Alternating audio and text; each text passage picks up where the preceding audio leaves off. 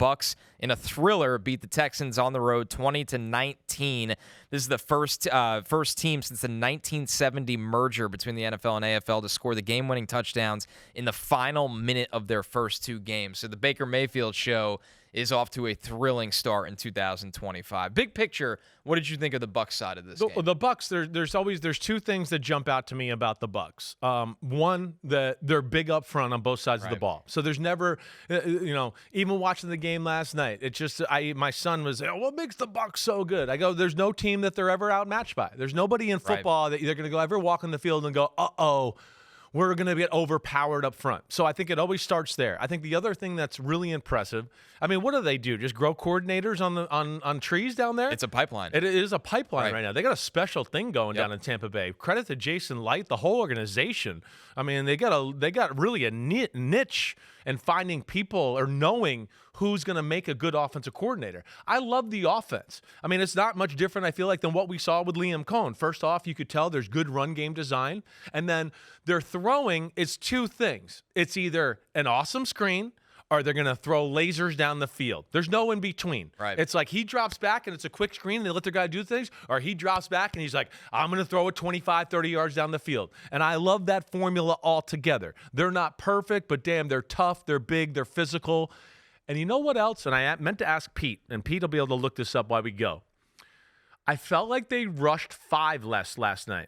You know me in 5. And Todd Bowles, I know you could do it. This is why you're great to have on here. You could do this. We don't need Pete. But that is another element that I felt like in some big situations where I've seen in the past, and people in Tampa know I say this about Todd Bowles, and this is kind of my themes anyways.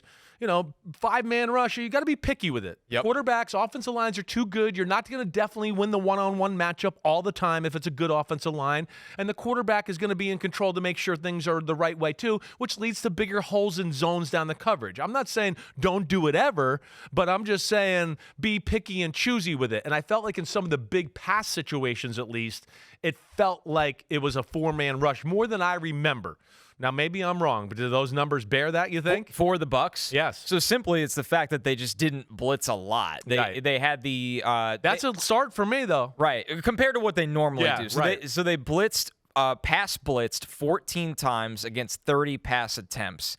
And the 5-man rush was technically slightly under 43% of the time. Okay. But I think it's the way they were doing it that you're talking about. Right. They weren't like overcommitting to one side and leaving a lot open. At least it didn't feel like that. Yeah. So it was, they ran a couple, sim pressures 29% of the time. They corner blitzed 14% of the time.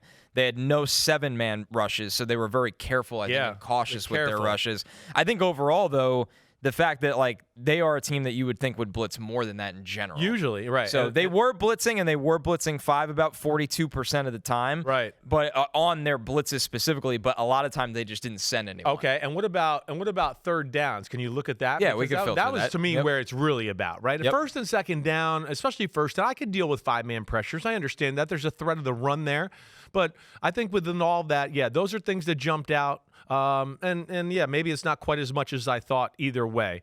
But the clutchness, I mean, it felt like they controlled the game for the better part of the night, right? That was the key to me. I think so. The Texans, just... There's some troubles there. There's troubles because it feels like everybody, Chris, this is my perception view of it. Mm-hmm. Everybody wants to blame something. Yeah. And I think it's the perfect storm of they have personnel problems on the offensive line. Yep. You have a young play caller that maybe is a little in over his head at the moment. It's certainly not impressing me right now. And it feels like both of those things are now affecting the confidence of the young quarterback. Yeah, sure. I don't think it's CJ Stroud stinks, the play caller stinks, the line stinks. I think all three things are struggling and spiraling because of each other. Right. I don't disagree with what you're saying there. I think CJ Stroud is, he's feeling the pressure just because he's like, wait, we can't make plays. We can't do anything. I personally still believe in CJ Stroud. You know that you see the movement. He moves well. He got out of trouble a lot last night. But you see here, with the blitz, it wasn't good. It wasn't very good. No blitz. Okay, they made some plays, and he pushed the ball down the field. I think the thing we got to remember is, a lot of their yards came pretty early in the football game. As the game went on, man, it became strugglesville for them to do anything. And, it was one of those games where you looked up and you went, wait, it's 14-13, and it just feels like Tampa's controlled the game really since right. The first touchdown of the nothing game had happened for a long time. Exactly right. I don't want to lose your point though about Okay. third down because I filtered that out. Okay. So there was 8 pass attempts for the Texans on third down. Right. The Bucs blitzed them on 5, but they only brought 5 on 20% of the time. So they were not on third down blitzing 5. Right. So when they say blitz sometimes, and see, I don't use these things, but sometimes if somebody blitzes and somebody drops, they still call it a blitz, is basically what you're telling me. Pretty much. Right. Yeah. Right. Which is what I kind of thought I saw.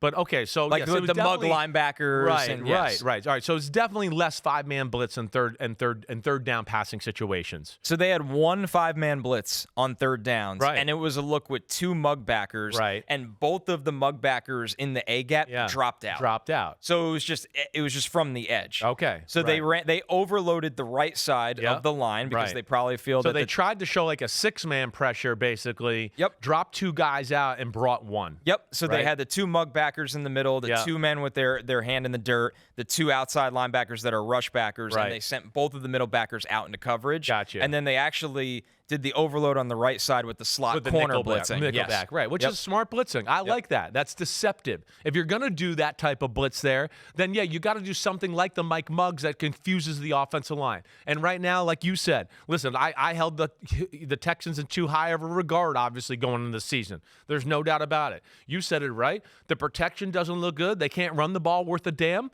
And I also worry about the receivers right now. Right. I mean, not that I don't believe in some of these young guys, but they're not there yet right now. They just don't look ready. Yeah, they're not ready. They're not. Who is going to be somebody else on that side of the ball for the Texans offense that is going to be able to make plays other than Nico Collins? And, we see Hutchinson in there. Noel doesn't get in there at all, even though I'm going, damn, I see him on the punt return Looks and go, good. he looks like maybe the most explosive receiver on your team. And the announcers were talking like that, as if they were told, oh, wow, he's super explosive. But obviously they don't feel comfortable throwing him out there in live snaps yet. So, that's interesting. But I am a little worried about the Texans from the offensive side. I still think the defense is really, really good. I like some of the things they do there. I like how they're matching up Stingley against, the other team's best or second best receiver. I think that's what they're doing. They're doing second best. The old New England with because Revis. first week he did Devontae Adams, which we know Puka's the guy. Right. And right now, maybe they've made the determination Abuka's the guy, and we're going to make you go Evans, or maybe they just like that matchup altogether. I don't know, but either way, I do like that aspect of it. I got one other thing with the Texans that I think has got to be in check a little bit. I love the way they play. They're kamikaze as hell. They got to check their emotions at the door a little bit. It's a little too crazy and kamikaze and with the penalties and Al-Shazier diving and he dove at Baker Mayfield or a running back at one point and dove as he was going out of bounds and hit the guy 5 yards out of bounds, and they didn't throw a flag. Right. I was like, what the hell was that? But, yeah, that's something else that I think just to look forward a little bit. And also on top of the Texans, the D tackles scare me. They're just not big enough. They're disruptors, but I worry about a team, a little like we saw last night, that's got big people up front, and they're not even at full strength, okay, the Tampa Bay Buccaneers offensive line, or what we saw in the Ravens on Christmas last year, where they just obliterated their small, fast D tackles. That is one thing to look out for as we go forward with the Houston Texans. And that feels like partially the scheme of how you build it, right? They like those gap shooters. They like that Seattle scheme, speed, shoot the gap, do that. Right, but it's going to be tough against certain run schemes when you don't have those big run-stuffing guys or guys that can two-gap a little bit and then give your linebackers and your defense a little leeway to go, ooh, this is a tough thing for us, this gap, but we got a defensive tackle who can kind of do both and hold down the fort there, and therefore we can fill in behind that. And I think that's an issue for them. The Bucs don't have that problem, even though it stinks they lost Kalijah Kancey. Massive night for Will Anderson Jr. He had a career-high 10 quarterback pressures. 6 of them were against the backup right tackle, Charlie Heck. He was abusing him. Listen to the difference. Yeah. Baker's time to throw before Luke Gadecki got hurt was 3.31 seconds. After Gadecki got hurt, it was 2.23. Yeah, and that's the good thing about Baker. He internally adjusts, like, it's different in front of me. I got to get the ball out. And he's also just you don't ever feel like Baker gets rattled when he's getting hit a lot and he's under pressure. That's what powers I love him about up. Baker. It's like the Incredible Hulk. Well, with yeah. that. I mean, you talk crap to him or hit him hard a few times. Right. It literally, you're right. It wakes him up where he's like, hey, crazy. I'm coming at you harder next time. It really is I crazy like that to about watch. him a lot. I feel like he kind of rubs off on the team too. It's the end of the game, and it feels like they have no chance, and everybody around them is calm. Even after Ibuka didn't catch that throw down the field, there was never a moment of like, oh, fourth down, they're done. He doesn't even blink. No. I mean, even the way they've been struggling on offense really a little in the second half, as we know. They missed the field goal. But, yeah, when he took the field on that drive, and the announcers and Buck and Aikman were literally talking about all the fourth quarter drives he's had. It was just like you could tell he was as cool as ice. He was like, yep. He honestly was like nodding his head like, all right, we're going to go down and win the game right here. Yeah, he doesn't flinch. I like that about him a lot. Their run game's impressive. We saw that. And it wore on them. And Rashid White at the end of the football game, man, that's a nice compliment to Bucky Irvin. Bucky Irvin's shifty as hell. Rashid White's a little bit like, no, I'm going to run you over and lower the boom. I like what they got working right now. Tampa looks really good. Yeah, I think White looks a lot better this year. I don't know if it's a health thing or confidence thing, but he's definitely got his legs back under him. Yo, homies, it's time to watch some games. That's right. We're on to the NFL season here with Chris Simms Unbuttoned. Hit subscribe to get our weekly picks, Sunday night recaps after every game, and much, much more. Thanks for watching. Peace out, homies. Remember, subscribe. Peace out.